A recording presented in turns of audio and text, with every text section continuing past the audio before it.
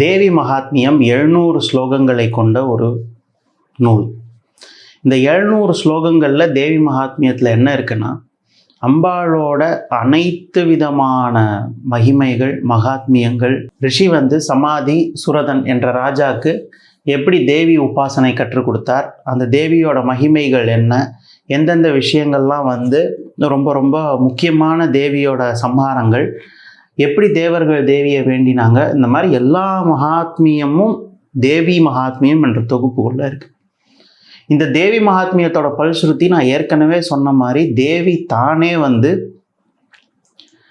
யாரெல்லாம் பெரும் கஷ்டத்துல துன்பத்துல, ஏன் காடு மத்தியே உதவி இல்லாமல் இருக்கும் போதும் என்னை இந்த ஸ்லோகங்கள் சொல்லி யார் பாராயணம் பண்றாங்களோ அவங்களுக்கு உதவியா நானே நிற்பேன்னு தேவியே உபதேசம் பண்ணின அந்த ஸ்லோகம். இந்த 700 ஸ்லோகங்களை தினம் வாசிக்க முடிஞ்சால் சந்தோஷம். ஆனால் தினம் அதை செய்ய முடியுமா அப்படிங்கிற ஒரு பிரச்சனை, ஒரு கால கட்டாயத்தினால் ஏற்படுத்தப்பட்ட ஸ்லோகம் தான் துர்கா சப்த ஸ்லோகி. 700 ஸ்லோகங்களை நல்லா தரித்து 7 ஸ்லோகங்களாக நாராயண ரிஷியால் அனுகிரகிக்கப்பட்டது. இந்த துர்கா சப்த ஸ்லோகி 7 ஸ்லோகமாக இருந்தாலும் 700 ஸ்லோகங்களோட சாராம்சத்தையும் மகிமையையும் அதுக்குள்ளே இருக்குது.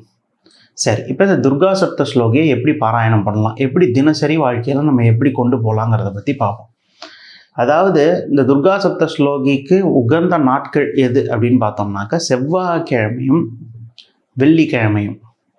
செவ்வாய் வெள்ளி கண்டிப்பாக நம்ம இந்த துர்கா சப்த ஸ்லோகி பாராயணத்தை செய்யலாம். எத்தனை முறை செய்யலாம் அப்படின்னா 3 முறை செய்யலாம்.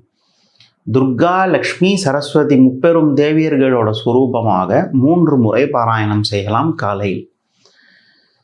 இந்த துர்கா சப்த ஸ்லோகி காலையில் மட்டும்தான் செய்யணுமான்னு கேட்டால், மனநேனமாக நம்ம செஞ்சுட்டே இருக்கலாம். அதாவது 7 இது அம்பாள் மேலே நமக்கு பிரீத்தியாக இருக்கிறதுக்கோசரம் ஒரு ஜபம் மாதிரியும் ஒரு எப்போவும் அம்பாள் ஒரு நினைவில் வைத்திருக்கிறதுக்காக நம்ம இது பாராயணம் பண்ணிட்டு இருக்கலாம் மனசில். இந்த துர்கா சப்த ஸ்லோகி சர்வ கஷ்டங்களுக்கும் ஒரு பதில். நிச்சயமாக தினமும் நம் துர்கா சப்த ஸ்லோகி பாராயணம் செய்வதால் நல்லது ஏற்படும். தினம் முடியலனாலும் 700 ஸ்லோகம் முடியலன்னா 7 ஸ்லோகம், அந்த 7 ஸ்லோகத்தையும் மேண்டேட்டரியாக அட்லீஸ்ட் செவ்வாய்க்கிழமை வெள்ளிக்கிழமை கண்டிப்பாக பண்ணணும். இதை ஒரு சின்ன பூஜையாக எப்படி பண்ணலாம் அப்படின்னு பார்த்தோம்னா, துர்கா தேவியோட படமோ இல்லை அம்பாளோட படமோ இருந்தால் அதுக்கு மஞ்சள் தண்ணி தெளித்து தொடச்சி சந்தன குங்குமம் இட்டு நம்ம இந்த துர்கா சப்த ஸ்லோகியை 3 முறை பாராயணம் செய்துவிட்டு வெல்லத்தால் ஆன பாயாசம், அதாவது வெல்லம் பருப்பு போட்டு செய்த பாயாசம், பால் பாயாசம் இல்லை, வெல்லம் பருப்பு போட்டு செய்த பாயாசம் நைவேத்தியம் பண்ணால் எல்லா விதமான கஷ்டத்திலிருந்தும் துக்கத்திலிருந்தும் அம்பாள் நம்மளை ரட்சிப்பாள். இந்த துர்கா சப்த ஸ்லோகிக்கு அவ்வளோ சிறப்பு இருக்குது. ஏன்னா 700 ஸ்லோகங்களோட பலாபலனை ஒரு 7 ஸ்லோகத்துக்குள்ளே நாராயண ரிஷி சுருக்கி கொடுத்துருக்கார். அதனால் துர்கா சப்த ஸ்லோகி துர்கா லக்ஷ்மி சரஸ்வதி பிரீத்தியர்த்தே விநியோகா அப்படின்னு சொல்லி, ஏன்னா நம்ம பாராயண பலன்கள் நம்ம தேவிக்கே அர்ப்பணிக்கிறது மூலமாக நம்ம தேவியோட அனுகிரகம், அனுகிரகம் என் வீட்டில் இருந்தால் போதும், மற்ற கஷ்டங்கள் தானே நீயே எனக்கு நிவர்த்தி பண்ணி தருவேன்ற நம்பிக்கையோட இந்த துர்கா சப்த ஸ்லோகியை செவ்வாய் வெள்ளிகளில் பாராயணம் செய்யுங்கள். இல்லை அப்படின்னா எனக்கு மனசில் எப்பயுமே சொல்லணுன்னாலும் சொல்லலாம், ஆனால் செவ்வாய் வெள்ளி பாராயணம் செய்யுங்க.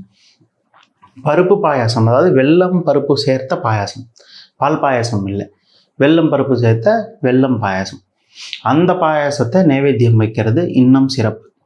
ஸோ துர்கா சப்த ஸ்லோகி 700 ஸ்லோகம் என்னால் முடியல அப்படின்னாலும் இதை நம்ம ஒரு சிறு வழிபாடு முறையாக துர்கை அம்மனுக்கு செய்து வர்றது நல்லது. துர்காஷ்டமி நாட்களில், அமாவாசை பௌர்ணமி நாட்கள்லையும் நம்ம இதை பாராயணம் செய்வது இன்னும் சிறப்பியல்பான ஒரு விஷயம். அதனால் துர்கையோட அனுகிரகம் எல்லார் வீட்லேயும் நிறைந்திருக்கட்டும்.